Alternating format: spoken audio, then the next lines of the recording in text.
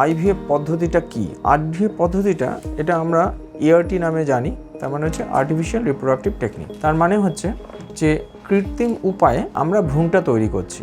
স্বাভাবিক অবস্থায় কি হয়? স্বাভাবিক অবস্থায় ডিম্বনালীতে নিষিক্তকরণ প্রক্রিয়াটি ঘটে। স্পার্ম আর ওভাম এই দুটো ডিম্বনালীর একটি স্পেসিফিক জায়গায় মিলিত হয়ে ভ্রূণ তৈরি হয় এবং সেই ভ্রূণটি কিছুদিন বাদে গর্ভাশয়ে আসে, এসে গর্ভাশয়ের দেয়ালে জিনিসটা আটকে গিয়ে আলটিমেটলি সেটা আমরা প্রেগনেন্সির আকারে দেখি। তো এই আর্টিফিশিয়াল রিপ্রোডাক্টিভ টেকনিক বা আইভিএফ পদ্ধতির মাধ্যমে আমরা সেম জিনিসটাই আমরা ডিমটা শরীর থেকে বার করে নিই, স্পার্মটা নিই, সেই দুটোকে আমরা একটা বিশেষ মিডিয়ার মাধ্যমে একটা বিশেষ এনভায়রনমেন্ট ক্রিয়েট করে সেখানেই নিষিক্তকরণ প্রক্রিয়াটি করি এবং সেখানে বড় করি। এই বড় হওয়া ব্যাপারটা 3 থেকে 5 দিন পর্যন্ত চলে। এই পদ্ধতিটাকেই আমরা বেসিক্যালি আইভিএফ পদ্ধতি বলি।